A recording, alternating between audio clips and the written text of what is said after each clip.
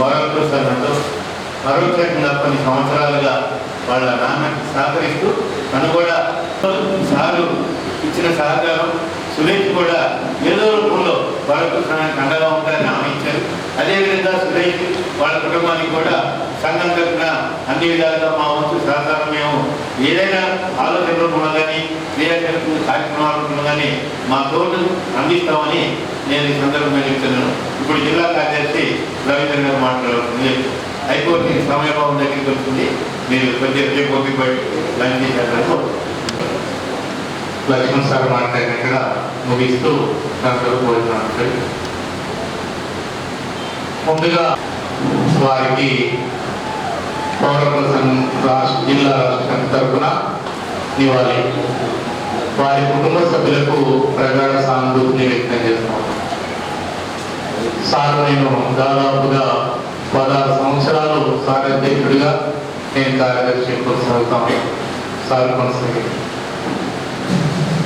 మాకు చాలా సందర్భాల్లో సమావేశాల్లో అధ్యక్షులుగా ఎవరిని పెడదాం, మీరే ఉండండి సార్, నాకు ఇబ్బంది ఉంది, వయసు రీత్యా మీద పడ్డది, నేను రాలేకపోతున్నాను, ఇబ్బంది ఏంటంటే మీరు ఉన్నంత కాలం మీరే ఉండాలి సార్ అని చెప్పి జిల్లా కమిటీ ఏకగ్రీవంగా 3 సార్ల నుండి కంటిన్యూషన్ దాదాపుగా 6 సంవత్సరాలుగా ఇదే మాట వస్తూ సార్ చనిపోతూ కూడా అధ్యక్షుడిగా ఉండడం అనేది ఒక గొప్పమైనటువంటిది అనేది ఈ సందర్భం చేస్తుంది. ఎందుకంటే వ్యక్తి చివరి ఆశ వరకు కొనసాగుతూ అందులో నిమగ్నమై ఉండడమే గొప్పతనం. రిటైర్మెంట్ అయితే ఆ గొప్పతనం రాదు. అట్లా సార్కు చివరి దశ వరకు ఒక పౌరత్వ సంఘం కోసం, ప్రజల కోసం, గొంతు లేని ప్రజల కోసం గొంతైనటువంటి వ్యక్తిగా నిలబడడం గొప్పనైన. అట్లాంటి సార్ని కోల్పోయే ముందు కూడా మేము కలిసినప్పుడు కూడా మనం పౌరత్వ సంఘం తరఫున మా ఇంటి దగ్గర క్లాసులు ఎప్పుడు పెడతాం ప్లాన్ చేయండి. తను చనిపోతూ కూడా పౌరత్వ కోసం, ప్రజల కోసం పరితపించినటువంటి వ్యక్తి. అట్లాంటి వ్యక్తులు అరుదుగా కనిపిస్తారు మనకు. చాలా సందర్భాల్లో మన వల్ల ఏది మనం అందరం మాట్లాడుకుంటున్నాం, అందరం జీవిస్తున్నాం, అందరం వ్యక్తం చేస్తున్నాం భావాల్ని, దీంట్లో ఇంకేముంది అబ్బా అని అనుకుంటున్నాం. కానీ ఈరోజు మనం చూస్తా ఉన్నాం, ఒక మనిషి ఒక ఉన్నత జీవితాన్ని గడపాలన్నా, ఒక విలువైన జీవితాన్ని గడపాలన్నా, భయం భక్తి లేనటువంటి జీవితాన్ని గడపాలన్నా, లేదా తన మనసులో ఉన్న మాటను చెప్పుకోవాలన్నా 2 ముఖ్యమైనటువంటిది. ఒకటి భావప్రకటన స్వేచ్ఛ, జీవించడం. ఈ 2 భారత రాజ్యాంగం భారత ప్రజలకు ఇచ్చినటువంటిది. దీన్ని ఈ కృషి వెనుక అంబేద్కర్ లాంటి వాళ్ళు, ప్రజాస్వామికవాదులు ఆనాడు ఎంతో కృషి చేయడం వల్లే ఈ 2 హక్కులు రాజ్యాంగంలో పొందుపరచబడ్డాయి. మరి వల్ల మనం చూస్తా ఉన్నాం, మాట్లాడతాం. ఒక చదువు చదువుకోవాలన్నా, లేకపోతే చదువుకున్న విషయం చెప్పాలన్నా, లేదా పలానా వ్యక్తితో మాట్లాడాలన్నా, లేదా పలానా వస్తువుని తినాలన్నా, లేదా పలానా వైపుని పోవాలన్నా, లేకపోతే ఇంకొక పని చేయాలన్నా చాలా కోల్పోయిన అనే విషయాన్ని ప్రజలందరికీ అర్థం కావట్లేదు. మనకే చదువుకున్న వాళ్ళు ఉన్నారు. ఆ గొంతు మోహన్ నాగేశ్వరరావు కూడా అనేటువంటిది మేము చెప్తున్నటువంటిది, మేము చెప్తున్నాం. మరి అనేటువంటిది ఇవాళ మాట్లాడుతున్నాను. నేను ఈ సందర్భంగా ఒకటి చెప్పదలుచుకున్నాను. చాలా మంది రక్షణ సమితి పేరు మీద ఒక ఉద్యమం చేస్తా ఉన్నారు. పలానా జీవితంలో భాగమైంది. ఈరోజు నిజంగా ఎవరు అంటారు పశు సంపద వాళ్ళ జీవితంలో భాగమే. అట్లాంటి దాన్ని వాళ్ళకు ప్రేమ లేదన్నట్లు, ఇంకెవరికో ప్రేమ ఉన్నట్లుగా ఇవాళ సమాజంలో ప్రచారం జరుగుతా ఉంది. అంటే మాట్లాడు, ఇవాళ వాట్సాప్లలో చూస్తున్నాం, ఫలానా విషయాలు ఎందుకు మాట్లాడినావు, దాడి జరుగుతా ఉంది. నీ భావాలు నువ్వు చెప్పు. నీ యొక్క పశు పోషణ, పశు సంపద గురించి మాట్లాడే వాళ్ళందరూ కూడా వ్యాపారం చేస్తూ ఉన్నారు. వాళ్ళే అత్యధికంగా వ్యాపారం చేస్తుంది పశు సంపద మీద. వాటిని చంపి వ్యాపారం చేస్తున్నటువంటిది, మాంసం ఎగుమతి చేస్తున్నటువంటిది ఎవరైతే ఈరోజు సమాజంలో వద్దు, పశుపోషణ చేయాలని చెప్పి, పశుపోషణ కావాలి, పశువులను జీవించండి అనే వాళ్ళు వాళ్ళే హింసిస్తున్నారు, వాళ్ళే వ్యాపారం చేస్తున్నారు. ఒక రైతు కుటుంబంగా నేను చెప్తా ఉన్నాను, మా ఇంట్లో ఆవు, మా అన్నకు పాలు లేకపోతే మా అమ్మ పాలు కట్టుకుంటే మా ఇంట్లో పెరిగినటువంటి ఆవుని నుంచి పాలు ఇచ్చి పెంచారు. మా అన్నకు అవే పాలు. ఆ ఆవుని మేము పడేయలే, చనిపోతే మేము దాన్ని పూడ్చిపెట్టి, ఇది నాకు చిన్నప్పుడు నాకు నేను కూడా మన రైతు కుటుంబంలో పెరిగిన కనుక ఒక పశువుని అనుకోకుండా దెబ్బ కొడితే కూడా బాధపడినటువంటి కుటుంబాలు రైతు కుటుంబాలు, అందులో నేపుడు. మరి నిజంగా ప్రేమ ఎవరికి ఉంటుంది? ప్రజలకు ఉంటుంది, రైతులకు ఉంటుంది, దాన్ని పెంచి పోషించిన వాళ్ళకు, సంపద భాగమైన వాళ్ళకు ఉంటుంది. ఇది మనం చూస్తున్నటువంటి. అందుకని ప్రజలకు మనము పౌర హక్కుల గురించి మాట్లాడే వాళ్ళందరం కూడా, ప్రజాస్వామిక వాళ్ళు ఉండేవాళ్ళని కూడా మనందరం కూడా వీటి గురించి ఆలోచించాలి. ఈరోజు మా నాగేశ్వరరావు వీటన్నిటి గురించి ఆలోచించాడు. మనలు రాజేష్ వచ్చాడు, భాస్కర్ వచ్చాడు, శంకర్ వచ్చారు, కొండంచెరు మంచి సారికే సంబంధం. అక్కడ ఒక 1200 వ్యవసాయ భూములు, ఒక 800 పర్యావరణాన్ని రక్షించేటటువంటి అటవీ భూములు నాశనం అయిపోతా ఉన్నాయి. ఒక దాదాపుగా 5 నుంచి 10,000 ప్రజల జీవితాలు ఆగమయ్యేటటువంటి పరిస్థితి వచ్చింది కనుకనే దానికోసం అక్కడ సార్ స్పందించాడు. వీళ్ళందరూ చూశారు, సార్కు నడవడం కూడా ఇబ్బంది, ఆ కాలం దాటడం ఇబ్బంది, అయినప్పటికీ కూడా దాటడం ప్రయత్నం చేసే క్రమంలో కింద పడ్డాడు. లేదా నాకేమి కాలేదు, నేను వస్తున్నా పదా అన్నాడు. అంటే 88 సంవత్సరాల వయసు ఆనాడు సార్. అయినప్పటికీ ఒక సామాజిక బాధ్యతగా పాపం అంతమంది నష్టపోతున్నారని చెప్పి తను వచ్చాడు. దాదాపు 3-4 సార్లు మేము అక్కడ తిరిగిన ప్రయత్నం వచ్చాం.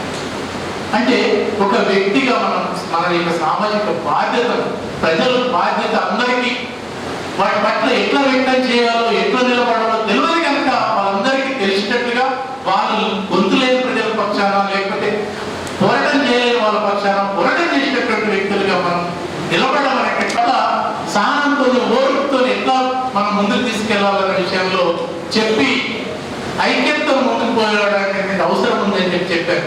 అంటే ఒక ఆధిపత్య స్వభావం అనేటటువంటి దానికి వ్యతిరేకంగా పోరాడుతున్న వాళ్ళ మనమే ఆధిపత్య స్వభావాన్ని కలిగి వాళ్ళ ఆధిపత్యం వివరించాలని చెప్పి భావిస్తా ఉన్నాం. అది తప్పుడు పద్ధతి. మనం ఉండకూడదు. మనం అవసరం వచ్చినప్పుడు ఎక్కడ తగ్గాలో, ఎక్కడ పెరగాలో నేర్చుకోవాలి, ఐక్యంగా ముందుకు పోవాలని చెప్పారు. పౌరకుల సంఘం విడిపోయినప్పుడు కూడా, కొంతమంది విభేదించి విడిపోయినప్పుడు కూడా పౌరకుల సంఘమే సరైనటువంటిది, అదే వర్గ స్వభావం కలిగింది, వర్గ భావంతోనే పనిచేయాలి, వర్గ భావంతోనే హక్కుల విశ్లేషణ చేయాలని చెప్పినటువంటి వ్యక్తి పౌరకుల సంఘంతో ఉన్నారు. అట్లాంటి పౌరకుల సంఘానికి 16 సంవత్సరాల అధ్యక్షుడు, ఆ సంఘంతో 30 సంవత్సరాలు ప్రయాణం చేసినటువంటి వ్యక్తిని. అందరికి భావాలు ఉంటాయి, ఒక్కొక్క భావాలు ఉన్నటువంటి వ్యక్తులు ఆయా రాజకీయ పార్టీలు ఉన్నటువంటి వాళ్ళు చాలా ఉన్నారు. కమ్యూనిస్ట్ భావాలు కలిగిన వాళ్ళు ఉన్నారు, లెఫ్టిస్ట్ భావాలు కలిగిన వాళ్ళు ఉన్నారు, లేక ప్రజాస్వామిక భావాలు కలిగిన ఉన్నారు, లేక ఇతర సామాజిక బాధ్యత కలిగిన వాళ్ళు కూడా పౌరకుల సంఘం. కానీ ఆ భావాలు ఆయా సంస్థల్లో, ఆయా పార్టీల్లో వ్యక్తిగతమైనటువంటిది లేదా అంతర్గతమైనటువంటిది.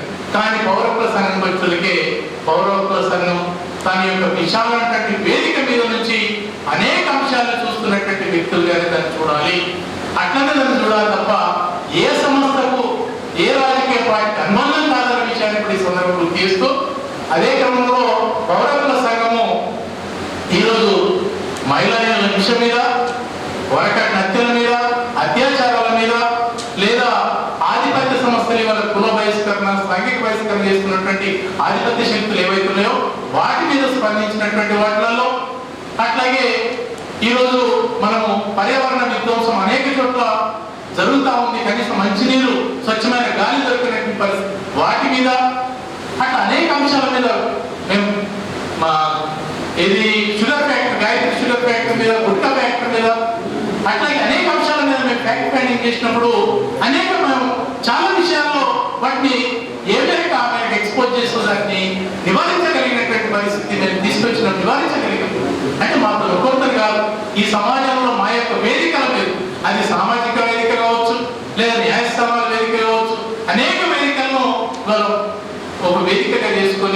పౌరకుల సంఘం వేదిక ఆధారంగా అనేక రకాలైనటువంటి రూపాల్లో ఉద్యమాలు చేసింది, అనేక రకాల రూపంలో కొట్లాడేది. ఇట్లా ప్రజల హక్కుల రక్షణ కోసం మా వంతుగా ప్రయత్నం చేస్తున్నాం. ఆ వంతు ప్రయత్నంలో భాగంగా నాగేశ్వరరావు సార్ ఎవరైనా అవకాశాలు ఉన్న వాళ్ళు కూడా అవకాశాన్ని విలాసవంత జీవితాన్ని కూడా విడిచిపెట్టి హక్కుల కోసం ప్రజల కోసం పనిచేయడం అనేటటువంటి గొప్పలైనటువంటి ఒక సామాజిక స్పృహ ఉన్నప్పుడే అది సాధ్యమవుతుంది. ఆ సామాజిక బాధ్యత ఉన్నప్పుడే సాధ్యమవుతుంది. అట్లాంటి సామాజిక బాధ్యత, సామాజిక స్పృహ ఉన్నటువంటి వ్యక్తిగా నాగేశ్వరరావు ఉన్నారు కనుకనే పౌరకుల సంఘంలో చివరికంటూ పనిచేశారు. పౌరకుల గురించి, ప్రజల గురించి ఆలోచించారు. ఈ సందర్భం గుర్తు చేస్తూ సార్ గురించి మాట్లాడుతూ పోతే చాలా ఉంది. నేను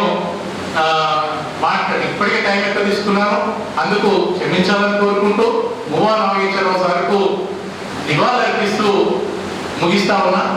దీని అనంతరం ప్రజాస్వామ్య సామ్యవాణి పౌర హక్కు ప్రథమ వేది జనం వంతు జీవనది విప్లవాల మృతు పెద్ద కమ్యూనిస్టు కార్యకర్త తుది శ్వాస చివరి వరకు అందరితో నడిచినావు. అలసటసలే లేనోడు అన్నాతులారాధ్యుడు, అన్నాతులారాధ్యుడు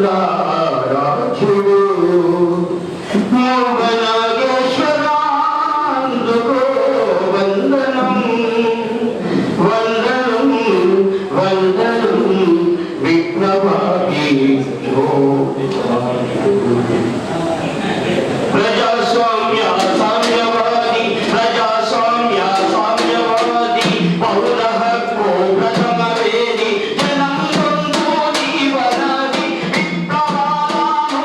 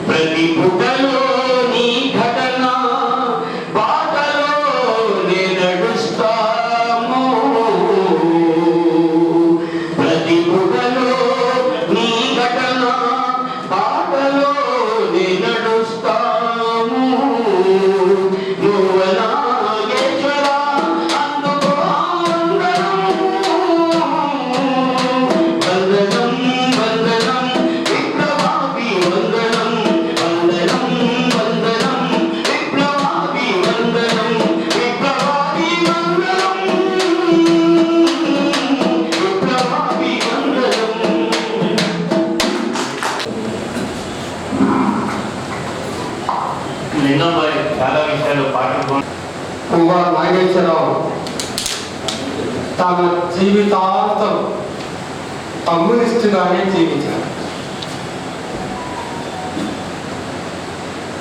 పోరాట సంఘానికి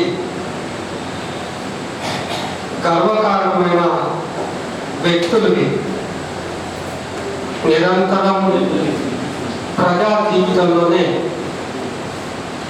వాళ్ళ జీవితం గడిపారు. రవి చెప్పినట్టుగా సంస్థలో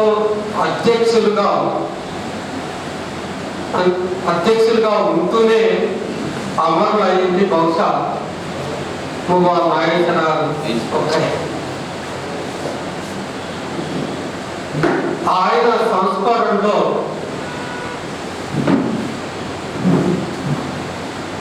సభకు అధ్యక్షత వహించిన శ్రీనివాసు సభకు ఒక నివేదన చేశాడు. పౌరాకుల సంఘంలో చేరండి, అది నిజమైన నివాళి అవుతుంది అని. రాష్ట్ర నాయకులుగా మేము అదే అప్పీల్ చేస్తా ఉన్నాం. ఇక్కడ టీచర్లు ఉన్నారు, విద్యార్థులు ఉన్నారు, యువతులు ఉన్నారు. పౌరాకుల సంఘంలో చేరండి. అయితే సంధ్య ఆల్రెడీ చెప్తున్నాను, పౌరాకుల సంఘంలో చేరడం అనేది పెద్ద సవాల్. పౌరాకుల సంఘం డైరెక్ట్గా నేరుగా రాజ్యంతో తలపడుతుంది.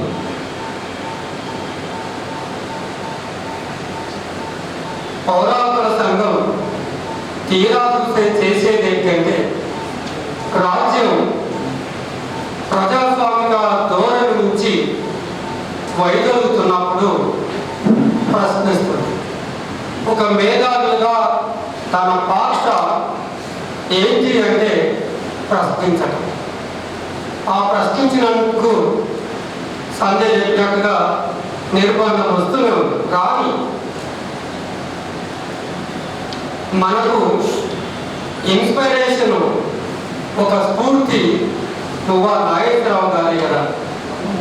ఆయన బాటలోనే నడుస్తూ, ఆయన బాటలోనే రాజ్యం నిర్బంధం ప్రయోగించని, మరేదైనా ప్రయోగించని, మనం మాత్రం ఈ సంస్థలో కేవలం ప్రశ్నించినందుకు, ఆపదలో ఉన్న వ్యక్తుల దగ్గరికి వెళ్ళి అండగా నిలబడినందుకు, గొంతు లేని వాళ్లకు రవీందర్ చెప్పినట్టుగా ఒక గొంతు ఇచ్చినందుకు నిజమే సంజయ్ చెప్పినట్టుగా 6 ప్రాణాలు బలైపోయినాయి.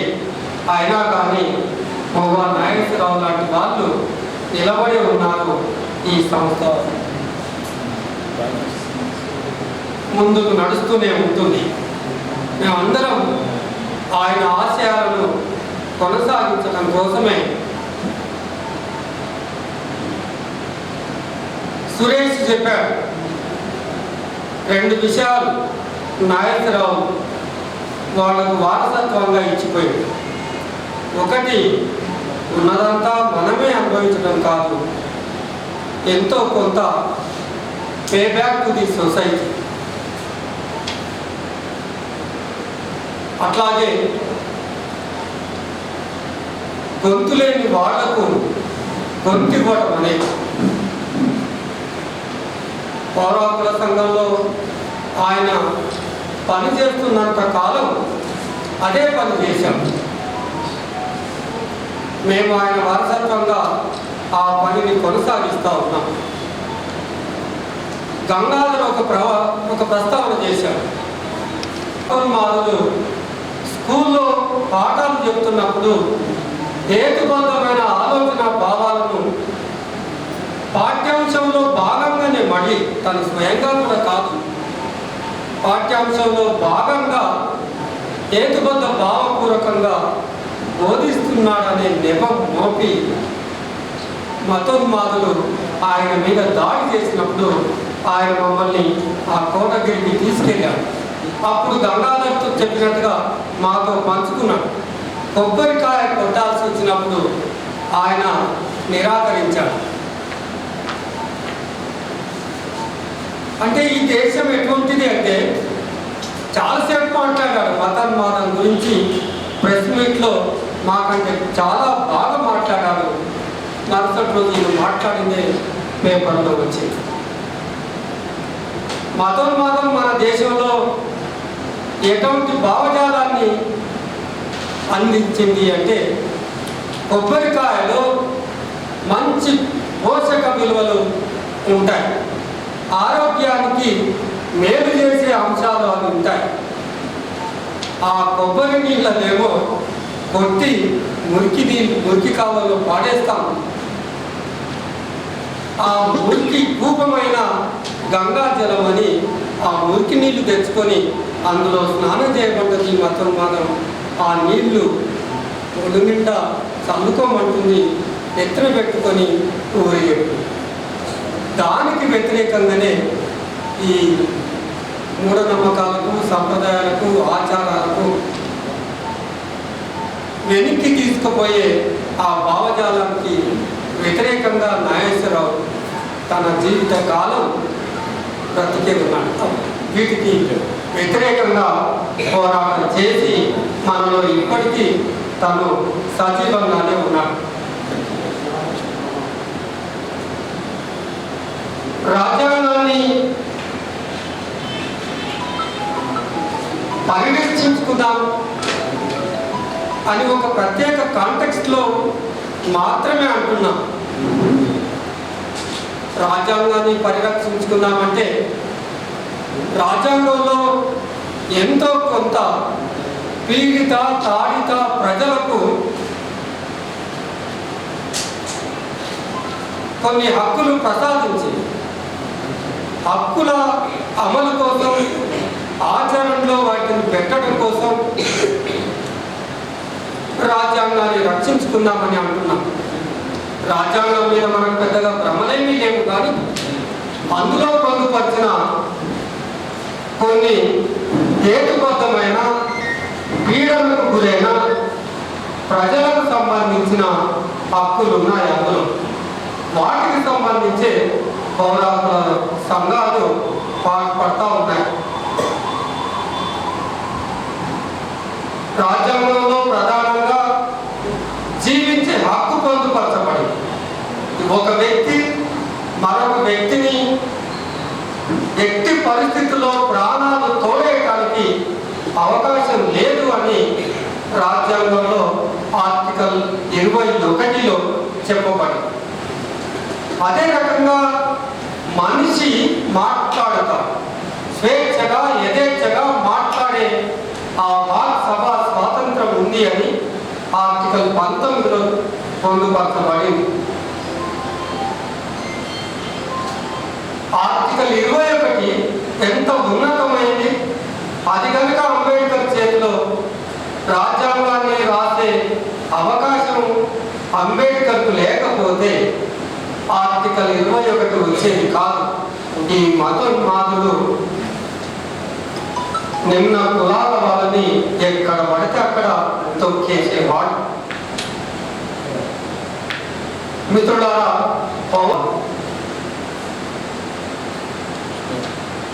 50 సంవత్సరాలుగా రాజ్యం చేసే హింసకు వ్యతిరేకంగా పోరాడుతూ ఉంది పోరాట సంఘం. 50 సంవత్సరాలుగా రాజ్యహింసకు వ్యతిరేకంగా పోరాడుతున్నామంటే 50 సంవత్సరాలుగా ఆ జీవించే హక్కు కోసం ఆర్టికల్ 21 అమలు చేయడం కోసం పౌరాకుల సంఘం పనిచేస్తా ఉన్నాం. కాలక్రమంలో విస్తరించాం. కాలక్రమంలో ఎన్నో రకాల కార్యక్రమాలు చేపట్టాం. అయినప్పటికీ కేంద్ర బిందువు పౌరాకుల సంఘానికి జీవించే హక్కు. ఇవాళ మనం ఈ రాష్ట్రంలో, ఈ హాల్లో క్షేమంగా ఉన్నాం. సౌఖ్యంగా ఉన్నాం, భద్రత గల జీవితం ఉంది మనకు. కానీ మీ ముందు ఒక దృశ్యాన్ని ప్రదర్శిస్తాను. మనమైతే క్షేమంగా ఉన్నాం ఇక్కడ, కానీ మనకు కూతమేకు దూరంలో ఉన్న దండకారణ్యంలో నాగేశ్వరరావు దేనికోసమైతే జీవితాన్ని పణంగా పెట్టాడో అక్కడ దండకారణ్యంలో మనం నిత్యం చూస్తున్నాం. గత 4 నెలలుగా మారణ హోమం కొనసాగుతుంది. జీవించే హక్కుకు భంగం జరుగుతూ ఉంది. దాదాపుగా ఈ 4 నెలల కాలంలో ఈ పాటికే 92 మందిని, 92 పేపర్లో వచ్చే లేఖలు, కానీ మొన్న 30 తారీఖు నాడు, ఏప్రిల్ 30 తారీఖు నాడు 10 మంది అని పేపర్లో వచ్చింది. ఏప్రిల్ 16 నాడు 29 మందిని ఏకదాటిగా చంపేశారు. తూటాల వర్షం కురిపిస్తున్నారు. నిన్న 30 తారీఖు నాడు జరిగిన ఎన్కౌంటర్లో 10 మంది అని పేపర్ లెక్క చెబుతుంది, కానీ అమరుల బంధుమిత్రుల కమిటీ అక్కడికి వెళ్ళి శవాలను తీసుకొస్తుంటే శవాలను తీసుకురావడానికి వెళ్ళిన వాళ్ళ మీద ఎంత నిర్బంధాన్ని ప్రయోగించారంటే వాళ్ళకు భోజనం దొరకకుండా హోటల్స్ అన్ని బంద్ పెట్టారు. మేము పోయిన 2023లో అక్కడ డ్రోన్లతో దాడి చేస్తున్నప్పుడు కూడా హోటల్ ఎందుకు జరుగుతుంది? ఇదంతా ఎందుకు జరుగుతుంది అంటే మావోయిస్టు రహిత సమాజాన్ని ఈ భారతీయ జనతా పార్టీ ఏర్పాటు చేస్తుందట. ఇంకా ప్రత్యామ్నాయ రాజకీయాలు ఉండటానికి లేదు. ఒకే దేశం, ఒకే భాష, ఒకే పార్టీ, ఒకే నాయకుడు, అది మోడీయే ఉండాలట. ప్రజలు ఏర్పాటు చేసుకున్న పార్టీ ఉండొద్దు. ప్రజలు ఏర్పాటు చేసుకున్న ఆ పార్టీకి నాయకత్వం వహించే వాళ్ళు ఉండటానికి లేదు. నిజానికి మరి మావోయిస్టులో రైతు సమాజం ఏర్పాటు చేయాలని అంటే అక్టోబర్ 27, 28, 2022లో సూరజ్కుండ్లో ఒక మీటింగ్ ఏర్పాటు చేశాడు ఈ అమిత్ షా.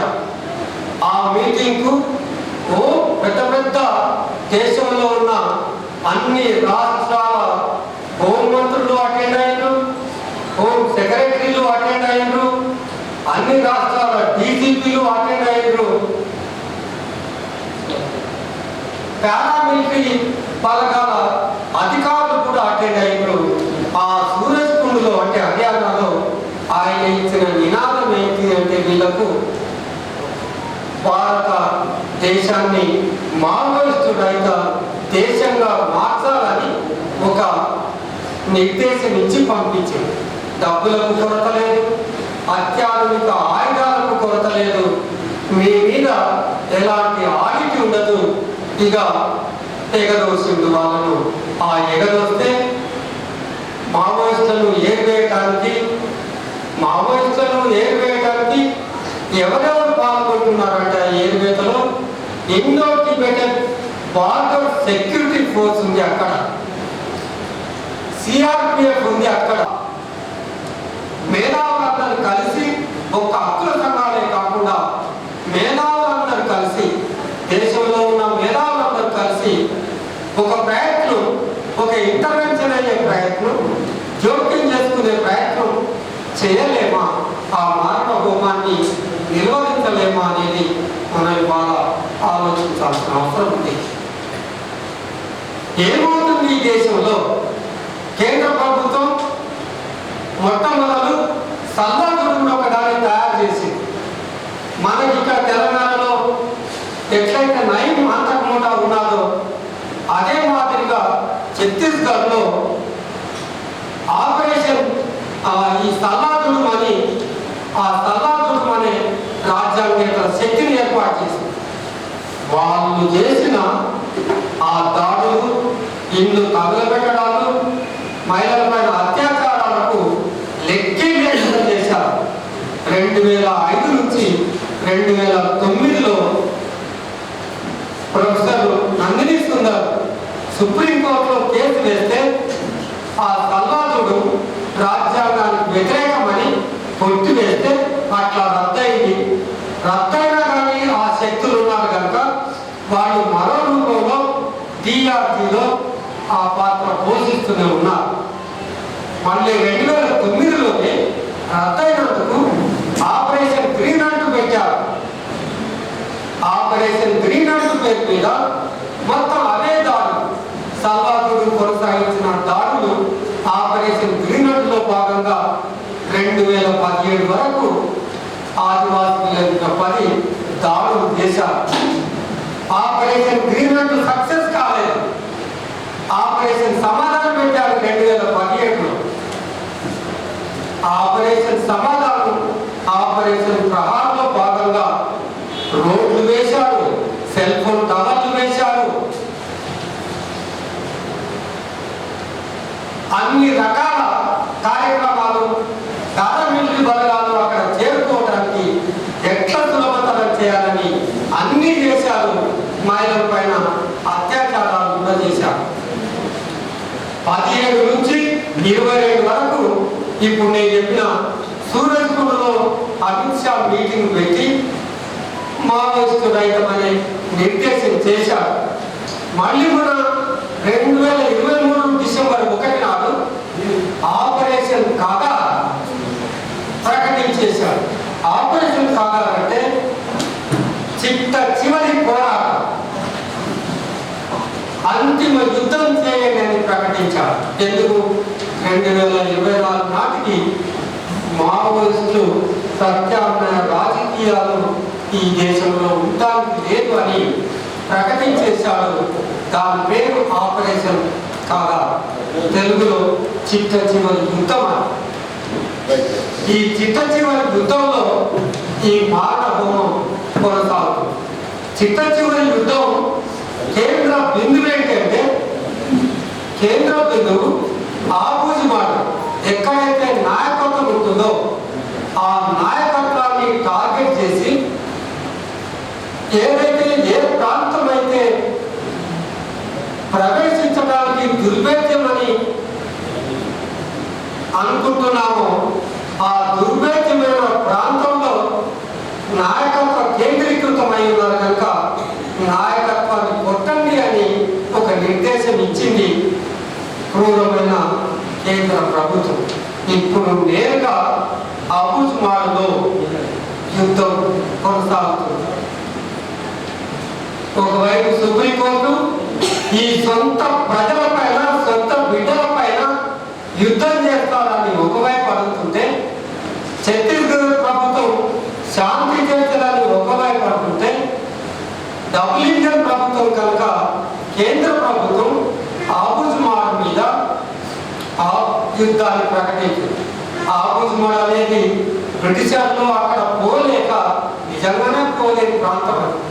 మేము ఒకసారి ఫ్యాక్ట్ ఫైండింగ్ పోగలిగాము ఆ ప్రాంతాన్ని. ఆబుజ్మాడ్ అనే ప్రాంతం 4500 చదరపు కిలోమీటర్ల దట్టమైన అడవి ప్రాంతం. అంత దట్టమైన అడవి ప్రాంతంలో ఊహకు అందకుండా 2037 గ్రామాలు ఉంటాయి. గ్రామాలంటే మనకి ఇలాంటి గ్రామాలు కాదు, గూడాలు ఉంటాయి. 3-4 ఇళ్లతో ఒక గూడెం. అట్లా దానికి ఒక ఊరు కింద లెక్క పెట్టుకుంటే 237 గ్రామాలు. మనకు విచిత్రం వేస్తుంది, దట్టమైన అడవిలో నడుచుకుంటూ పోతుంటే ఒక గూడెం ఎదురైతుంది. అదొక చరిత్ర. అంత దట్టమైన అడవిలో ఎట్లా ఉన్నామని దాదాపుగా 4500 చదరపు కిలోమీటర్ ఆ దట్టమైన అడవిలో విచిత్రంగా 35,000 మంది ఆదివాసీలు ఉన్నారు. అదే ఆదివాసీలో మావోయిస్టులు ఉన్నారు. ఇంకా విచిత్రంగా 75 లక్షల టన్నుల 29 రకాల ఖనిజ సంపద వాళ్ళ గూడాల కింద నిక్షిప్తమై ఉంది. భారత ప్రభుత్వం యుద్ధం ఎందుకు మొదలు పెట్టిందంటే ఆ 35 లక్షల టన్నుల ఆ ఖనిజ సంపదను స్వదేశీ బౌద్ధ సంస్థలకు విదేశీ బహుళజాతి సంస్థలకు అప్పచెప్పాలి. ఈ నరేంద్ర మోడీ ప్రభుత్వం ఉన్నదే ఈ దేశ సంపదను ఆదాని అంబానీ బహుళజాతి సంస్థలకు అప్పచెప్పడం కోసం మాత్రమే ఏర్పడిన ఈ ప్రభుత్వం. కానీ ఆ సంపదను కాపాడటం కోసం ఆదివాసీలు పోరాటం చేస్తున్నారు. మీకు ఒక పాయింట్, ఒక అంశం అర్థం కాకపోవచ్చు. భారత ప్రభుత్వం 2009 నుంచి, అంటే ఎక్కడైతే ఆపరేషన్ గ్రీన్లాండ్ మొదలు పెట్టిందో 2009 నుంచి ఆదివాసీలను లక్ష్యంగా చేసుకుని, ఆదివాసీ గ్రామాలను లక్ష్యంగా చేసుకుని క్యాంపుల నుంచి శైలిని పట్టుకొని ఆదివాసులు పరుగులు చేస్తున్నారు. వాళ్ళ కంటి మీద మనమైతే హ్యాపీగా నిద్రపోతున్నాం, వాళ్ళ కంటి మీద గురుపు లేకుండా చేస్తుంది కేంద్ర రాష్ట్ర ప్రభుత్వం. దీన్ని మనం కనీస నిరసన తెలుపకపోతే ఏమైపోతున్నాం? 2014లో మనం ఎట్లా తయారంటే 2014లో తెలంగాణ ప్రభుత్వం ఏర్పడిన కొత్తలో శృతి సాగర్ ఎన్కౌంటర్ జరిగితే పెద్ద ఎత్తున నిరసన చేశాం. 71 సంస్థలు పార్టీలతో ఒక ఐక్య కార్యాచరణ కమిటీని ఏర్పాటు చేసి పెద్ద ఎత్తున పోరాటం చేసిన చరిత్ర ఉన్న తెలంగాణ గడ్డ. ఇప్పుడు విచిత్రం ఏంటి అంటే శత్రువేమో రోజు రోజుకి బలమవుతున్నాడు, శత్రువేమో అన్ని రాష్ట్రాలతో సమీక్షమవుతున్నాడు. ప్రజలు, ప్రజా సంఘాలు, పార్టీలు వాళ్ళు చేస్తున్న నిర్బంధం ఎడల ఉపేక్షగా ఉన్నారు. మనకెందుకులే అనుకుంటున్నాం, వాళ్ళ మావోయిస్టులే కదా అనుకుంటున్నామా, వాళ్ళ ఆదివాసీలే అనుకుంటున్నామా, లేదు మన వరకు రాలేదు అనుకుంటున్నామా? ఆలోచించాల్సిందిగా కోరుతున్నాం. మిత్రులారా, ఆదివాసీలు చేస్తున్న పోరాటం వాళ్ళ మనుగడ కోసం కాదు. ఆదివాసులు కొనసాగిస్తున్న పోరాటం, వాళ్ళకు అండగా ఉన్న మావోయిస్టులు చేస్తున్న పోరాటం ఈ దేశ సహజ సంపదను, భౌతిక సంపదను, వారసత్వ సంపదను రక్షించడం కోసం చేస్తున్న పోరాటం. భవిష్యత్ తరాలకు ఆ సంపదను అందించడం కోసం చేస్తున్న పోరాటం అది.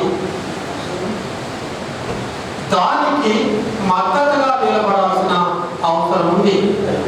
నా దృష్టిలో దీని వెనుక మరొక అంశం ఉంది. అంతవరకే కాదు, ఖనిజ సంపదను కాపాడడం కోసమే మన బాధ్యత కాదు, ఇంకొక ప్రమాదం ఉంది. ఆ ప్రమాదం ఏంటంటే ఆర్ఎస్ఎస్కు, సంఘ పరివార్కు ఒక దీర్ఘకాలిక ప్రయోజనం ఉంది కదా. 1925 నుంచి 2025 నాటికి భారతదేశాన్ని హిందూ దేశం తయారు చేయాలి కదా. గోవాకు ఇచ్చిపోయింది కదా హిందూ రాష్ట్ర నిర్మాణం అనే నినాదం. ఇందులో కమ్యూనిస్టులను చంపేసేయాలి, విప్లవకారులను చంపేయాలి, క్రిస్టియన్లను చంపేయాలి, ముస్లింలను చంపేయాలి. ఈ ఎజెండా అమలవుతుంది కదా. మన దేశంలో విప్లవకారులను, ప్రత్యామ్నాయ రాజకీయాలు ఆచరణలో ఉన్న మనలాంటి వాళ్ళందరినీ చంపేస్తే హిందూ రాజ్య స్థాపన సులభతరం అవుతుందని ఒక కళ కంటున్నారు కనుక ఆ కళను వమ్ము చేయడం కోసమైనా ఇవాళ మనం సమైక్యంగా పోరాటం చేయాల్సిన అవసరం ఉంది. సంత చెప్పినట్టుగా మేధావులను ఈ వాటికే 11 మందిని జైలు పాలు చేసిన బీమా కోరడం, అక్రమ కేసులు బనాయిస్తా ఉన్నారు. రవీంద్రలాగా మా అందరి మీద 260 మంది మీద ఈ పాటికే కేసులు పెట్టి సిద్ధంగా ఉన్నారు ఎప్పుడైనా అరెస్ట్ చేయడానికి. ఇప్పటికే 60 మందిని జైలు పాలుగా చేశాడు. సార్ చెప్పినట్టుగా సాయిబాబాకు ఒళ్ళంతా శిథిలమైన తర్వాత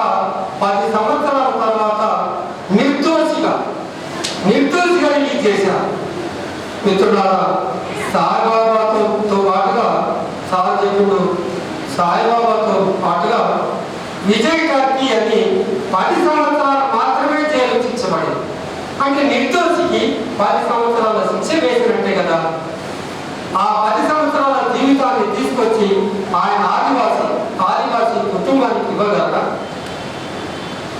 అందులోనే పాండు నరవటే అనే మరొక ఆదివాసి ఈ లోపలే చనిపోయింది.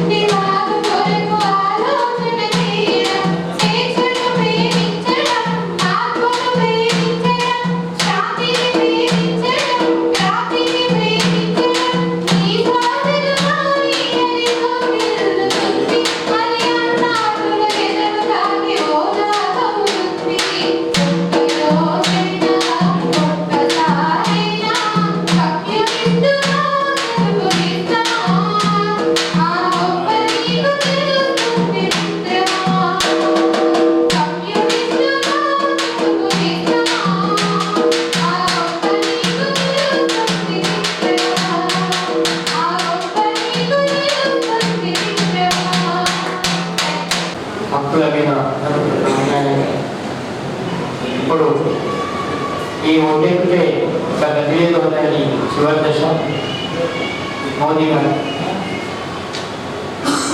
ఇక్కడ చూసిన ఏముంది, ఎక్కడ చూసిన వేదన, ఎక్కడ విన్నా క్రందన, సంపద పెరిగెను కొందరికి,